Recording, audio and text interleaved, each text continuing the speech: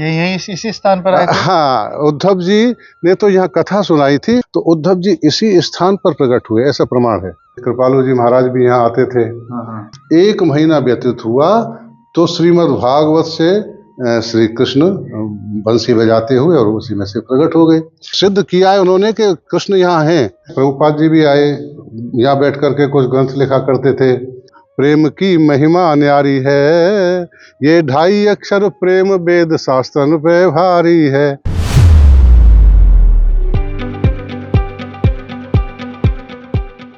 राधे राधे, मैं हूँ सौरभ। ठाकुर जी और हमारी राधा रानी ने ब्रज में अनेकों अनेक लीलाएं की हैं।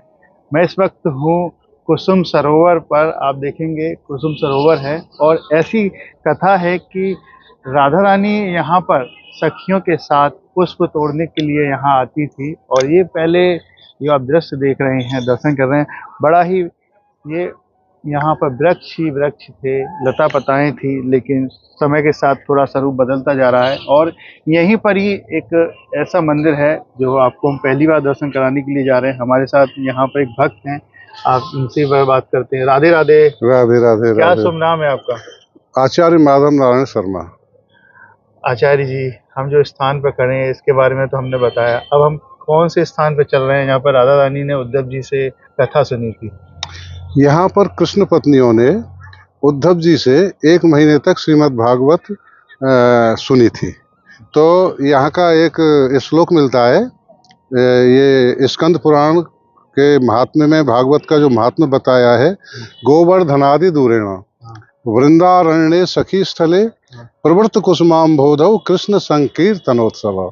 हिंदी में इसका अर्थ है कि गोवर्धन से आदि दूरेण, थोड़ी दूरी पर, गोवर्धन आदि दूरेण वृंदारण्य, वृंदावन है, निज वृंदावन कहलाता है, संज्ञान में होगा। वृंदारण्य सखी स्थले प्रवृत्त माने इकट्ठे हो जाओ। कहाँ? कुसुमाम्भोधौ, कुसुम सरोवर पर। और क्या करो? वहाँ कृष्ण संकीर्तन का उत्सव करो। तो ऐसा यमुना जी ने और कृष्ण पत्नियों को बताया, क्योंकि भगवान तो गोलोक धाम चले गए और गोलोक धाम से यहाँ गोलोक धाम चले गए, तो वहाँ से वो गोलोक धाम से निकल गए।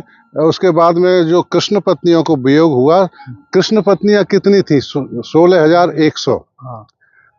वो कैसे हुई वो तो एक अलग कहानी है, उसकी कथा है। तो वो जो 16,100 पत्नियों का रुदन इसमें जो द्वारिका में हुआ, उससे अनोखा वहाँ का माहौल हो गया। तो अर्जुन, परीक्षित, बजनाभ, ये तीनों ताकतें वहाँ पर मौजूद थी भगवान को गोलोक धाम जाने के बाद। तो वो अपने वहाँ से जाकर के सांडिल्य ऋषि हुए हैं। सांडिल्य ऋषि से कहा, प्रभु ये कष्ट को दूर करो, ये तो बहुत रुदन कर रही हैं, इनको कैसे नियंत्रण में करें? तब उन्होंने कहा कि आप ऐसा करो कि भगवान कहीं गए तो है नहीं, इनको ये आभास हो रहा है कि भगवान नहीं है, क्योंकि कुछ अज्ञानता का पर्दा इनके ऊपर पड़ा हुआ है। इस अज्ञानता के पर्दा को दूर कर सकते हैं तो केवल और केवल यमुना जी कर सकती हैं। तो आप चले जाओ यमुना जी के पास। अब वो कृष्ण पत्नियां और यमुना जी के पास में पहुंची। अर्जुन, परीक्षित, बजनाभ और कृष्ण पत्नियां बोले, यमुना जी आप तो बड़ी प्रसन्न है, आपको तो कोई मलाल ही नहीं है कि जैसे भगवान आपसे, तो क्या आपके साथ में है भगवान?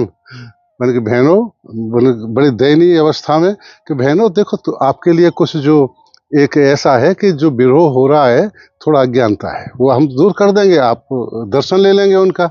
तो कैसे ये अज्ञानता दूर होगी? इसके लिए ऐसा करो कि आप वहाँ जाओ यमुना जी के पास, और इस अज्ञानता को यमुना जी आपके को दूर कर सकते हैं।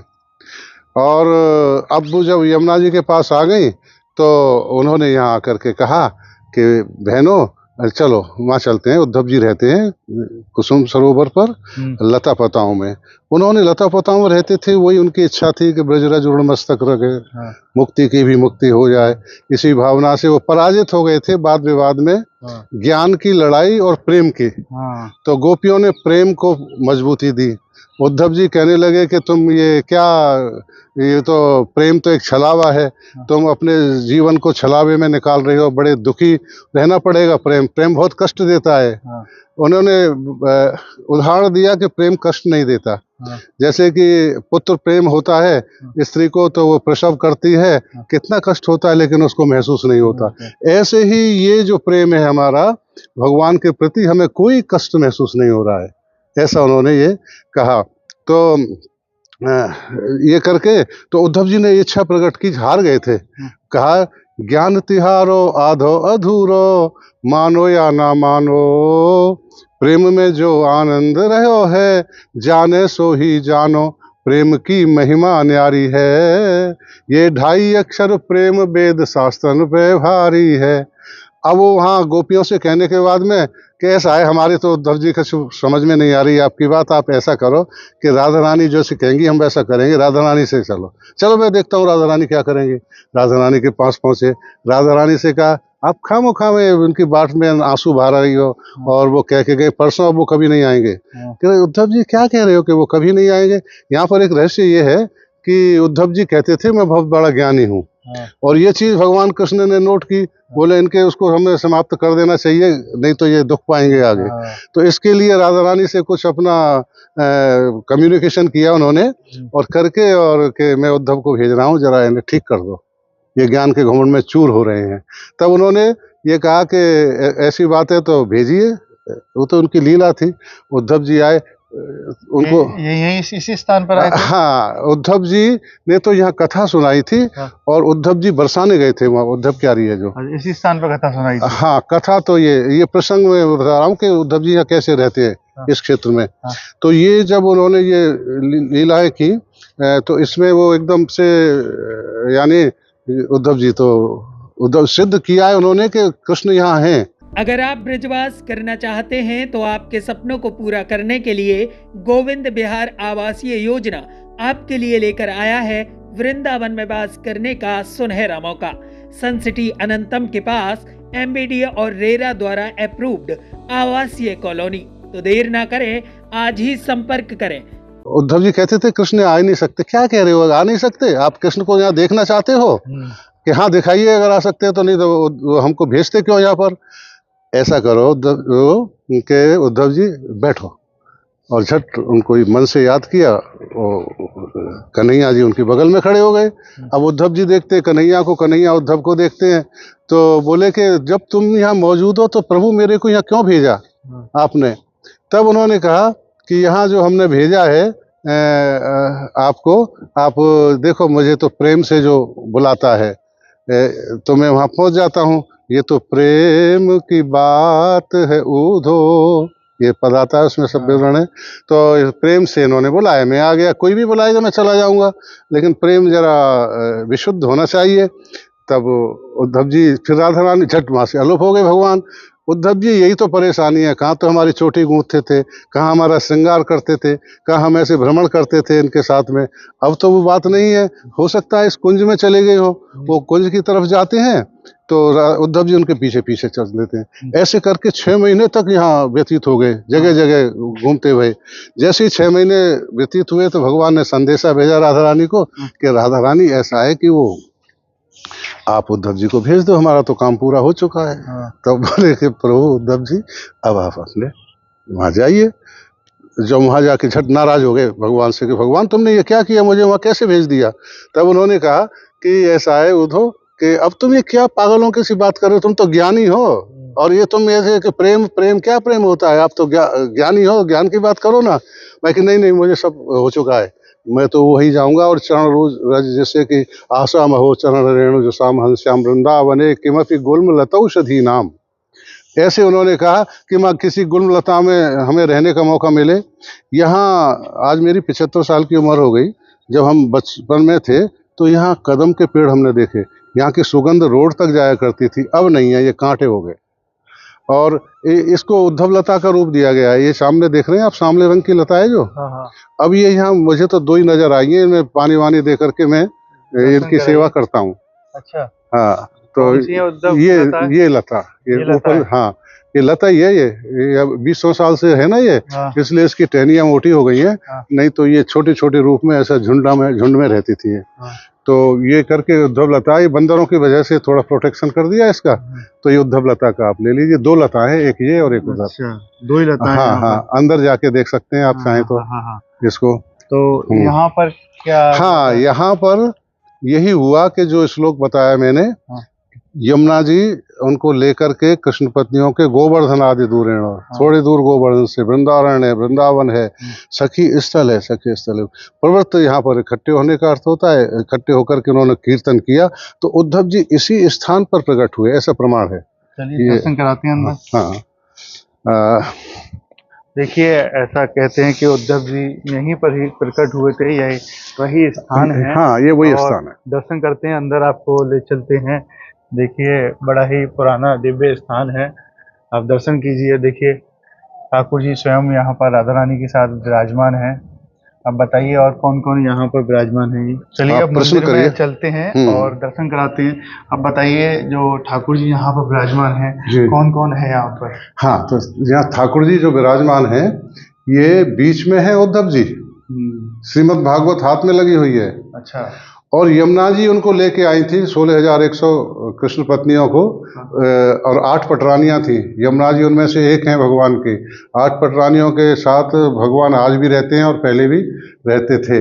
तो ये सब करके ये यमुना जी और वो माता रोहिणी, बलदाव जी की माँ, राधा कृष्ण, यहाँ पर ये राधा जी राइट हैंड की तरफ है, राइट साइड में। तो उसका कुछ कारण मैं बताऊंगा। ये है वज्रनाभ इस तरफ। बाकी तो पीछे यहाँ बहुत लोग आए, प्रभुपाद जी भी आए, यहाँ बैठ करके कुछ ग्रंथ लिखा करते थे। नारायण महाराज है, कृपालु जी महाराज भी यहाँ आते थे, उनका बड़ा आयोजन होता था। और ये सब नीचे वो रखे हुए तो हाँ, उद्धव जी के हाथ में श्रीमद् भागवत है। तो हाँ, उसकी क्या कथा है?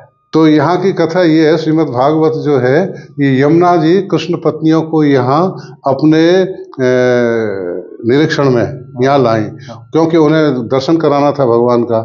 तो यहाँ ला करके और उन्होंने ये व्यवस्था की कि यहाँ एक बहुत बड़ा आयोजन, परीक्षित भी था और यहाँ पर अर्जुन भी थे, उनके सामने यहाँ बहुत बड़ा आयोजन किया।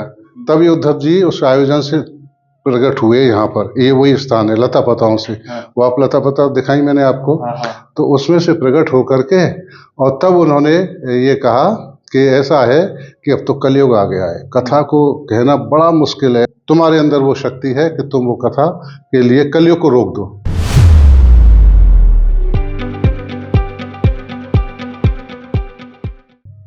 तो हम देख रहे हैं कि यहाँ पहली बात तो कि यहाँ पे लोगों का आवागमन ही नहीं है, हुआ स्थान है ये। हाँ, किसी को नहीं पता है कि जैसे ही कुछ दिन व्यतीत हुए तो उनका जो ये कम्युनिकेशन था भगवान कृष्ण के साथ, ये आपके जो पत्नियां थी उनका जुड़ने लगा, और उनका कष्ट, जो पृथक होने का जो कष्ट था, वो धीरे धीरे समाप्त होने लगा। जैसे ही यहाँ 1 महीना व्यतीत हुआ तो श्रीमद् भागवत से श्री कृष्ण बंसी बजाते हुए और उसी में से प्रकट हो गए। और प्रकट होते ही तो सब यहाँ बड़ा सुंदर माहौल हो गया। तब उन्होंने कहा कि उन कृष्ण पत्नियों के आप जाइए, गोलोक धाम में आपका स्थान है। तो यहाँ से वो चले गए गोलोक धाम। यहाँ पर उस समय ऐसी कथा सुनने में आती है कि यहाँ उस समय और भी भक्त थे, राम भक्त थे, शिव भक्त थे, और हम जैसे कुछ ब्रजवासियाँ भी मौजूद थे उस समय पर।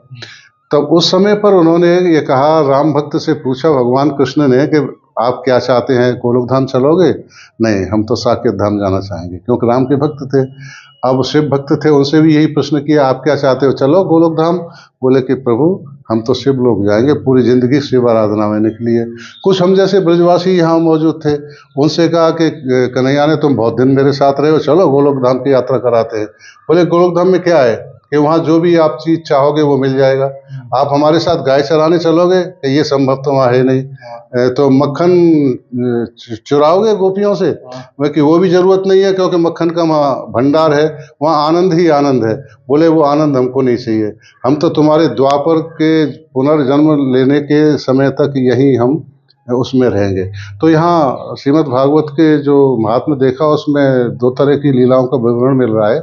मैं यहाँ जो आपको कथा बता रहा हूँ आप ये सुन रहे हैं, तो ऐसा क्रम यहाँ पर ये चलता आ रहा है। तो दो तरह की, ये तो व्यवहार की लीला हुई, हम व्यवहार की लीला कर रहे हैं। जो उनकी निज लीला है उसमें क्या है कि आज यहाँ गोपी, ग्वाल, नंद बाबा, यशोदा मैया और ये सब उसी प्रकार से यहाँ पर लीलाएं हो रही हैं, वो हमारे आंखों से नहीं देखी जा रही हैं।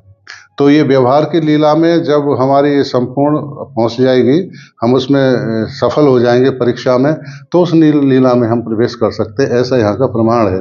तो ये यहाँ की मैंने छोटी सी कथा बताई। देखिए, अब तक हमारे साथ रहे भक्त जिन्होंने इस मंदिर की कथा बताई, ऐसा कहा कि उद्धव जी यहाँ पर आए और यहाँ पर अनेकों अनेक देवी देवता भी यहाँ पर आए और भागवत का पाठ चला, और तभी से ये स्थान आज भी मौजूद है। और कुसुम सरोवर के अंदर ही ये स्थान मौजूद है और यहाँ पर आप दर्शन करने के लिए अवश्य आए। राधे राधे।